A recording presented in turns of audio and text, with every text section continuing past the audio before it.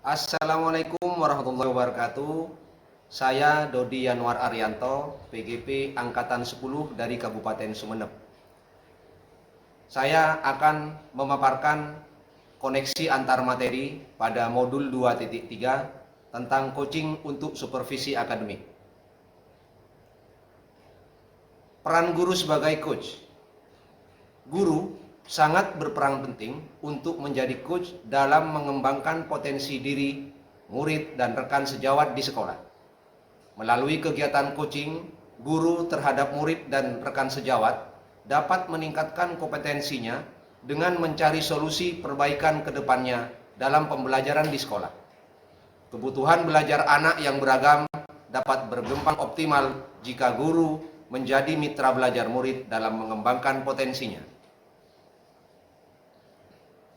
Disinilah koneksi antar materi yang ingin saya paparkan, yaitu modul 2.3 coaching untuk supervisi akademik dalam koneksinya dengan modul 1.1 filosofi pendidikan Ki Hajar Dewantara, kemudian koneksinya juga dengan modul 1.2 tentang nilai dan peran guru penggerak, kemudian dengan modul 2.1 tentang pembelajaran berdiferensiasi. Kemudian yang terakhir dengan modul 2.2 tentang pembelajaran sosial dan emosional. Keterkaitan coaching dengan filosofi Ki Hajar Dewantara. Menurut Ki Hajar Dewantara, proses coaching sebagai keterampilan komunikasi guru dan murid dalam pembelajaran untuk menuntun kodrat murid. Sebagai among yang menuntun dan memberdayakan potensi yang dimiliki oleh murid. Jargon Tut Wuri Handayani menjadi kekuatan dalam keterampilan komunikasi yang dilakukan guru dan murid maupun hubungan dengan guru lain. Kemudian keterkaitan supervisi akademik dengan coaching, hubungannya dengan nilai dan peran guru penggerak, yakni guru sebagai pemimpin pembelajaran dalam proses pembelajaran yang berpihak pada murid, diharapkan dapat memberdayakan potensi murid, sehingga penting supaya supervisi akademik berfokus pada proses pembelajaran dengan menggunakan paradigma berpikir dan prinsip-prinsip coaching. Supervisi akademik yang menggunakan paradigma berpikir dan prinsip-prinsip coaching dijalankan sesuai alur tirta dan teknik rasa dapat mengembangkan potensi diri dan potensi rekan sejawat. Kemudian paradigma berpikir coaching. Paradigma ini nanti ada 4. Yang pertama yaitu fokus pada coaching, di mana coach mendengarkan secara aktif dan fokus pada cerita yang disampaikan oleh coach tanpa memberikan solusi atau bahkan diawali dengan menceritakan pengalaman pribadinya coach. Jadi cukup fokus mendengarkan pada cerita coach saja.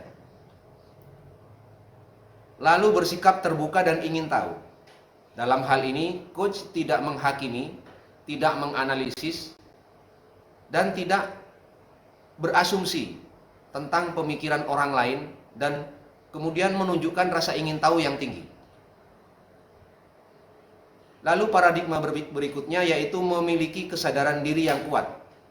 Dalam hal ini coach membantu menangkap perubahan yang disampaikan oleh coach sehingga kemudian dapat membuat pertanyaan berbobot lanjutan. Yang terakhir yaitu mampu melihat peluang baru dan masa depan.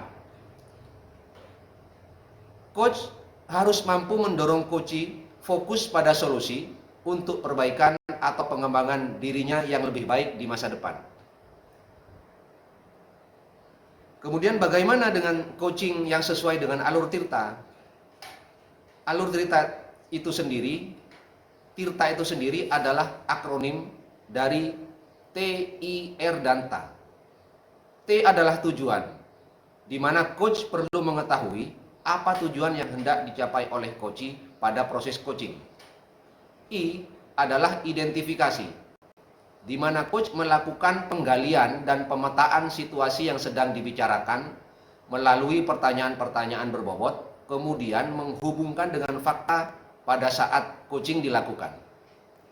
R adalah rencana aksi, di mana solusi-solusi atau ide-ide atau alternatif dan potensi lain yang dimiliki oleh Koci itu direncanakan untuk dilakukan atau diimplementasikan.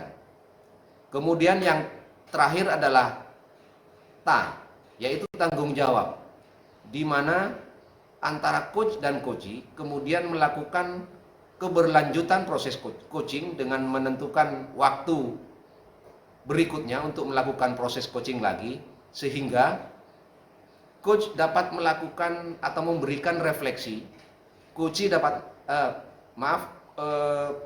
memberikan umpan balik, sehingga coach dapat melakukan refleksi atas hasil implementasinya, sehingga akan dilakukan proses coaching lagi untuk kemudian melakukan perbaikan atau pengembangan lebih lanjut. Kemudian keterkaitan coaching dengan modul 2.1 tentang pembelajaran berdiferensiasi. Pembelajaran berdiferensiasi digunakan guru dalam merancang pembelajaran yang berpihak pada murid, dengan memperhatikan kebutuhan murid yang beragam, seperti minat belajar, kesiapan belajar, dan profil atau gaya belajar murid. Dalam kegiatan supervisi akademik melalui coaching, seorang coach diharapkan mampu berkomunikasi dengan coachee untuk meningkatkan pembelajaran yang dapat memenuhi kebutuhan murid. Melalui kebutuhan belajar yang disampaikan, coachee dapat menentukan skenario dan rencana pembelajaran yang akan dilakukan. Kemudian keterkaitan coaching dengan modul 2.2 tentang pembelajaran sosial dan emosional. Pembelajaran sosial dan emosional sangatlah penting dilakukan oleh coach maupun coachee untuk memiliki kehadiran penuh selama kegiatan coaching. Melatih kehadiran penuh bagian dari kesadaran diri untuk tetap fokus, terbuka, dan rasa ingin tahu. Kehadiran penuh dapat dilakukan atau dapat dicapai dengan salah satunya menggunakan teknik stop sebelum kegiatan coaching dilakukan. Demikian apa yang dapat saya sampaikan mengenai koneksi antar materi modul 2.3. Tidak lupa saya ucapkan terima kasih kepada Bapak Fasilitator Imam Turmudi Asy-Sya'bani MPD dan pengajar praktik Bapak Irwan Hidayat SPDGR. Wassalamualaikum warahmatullahi wabarakatuh.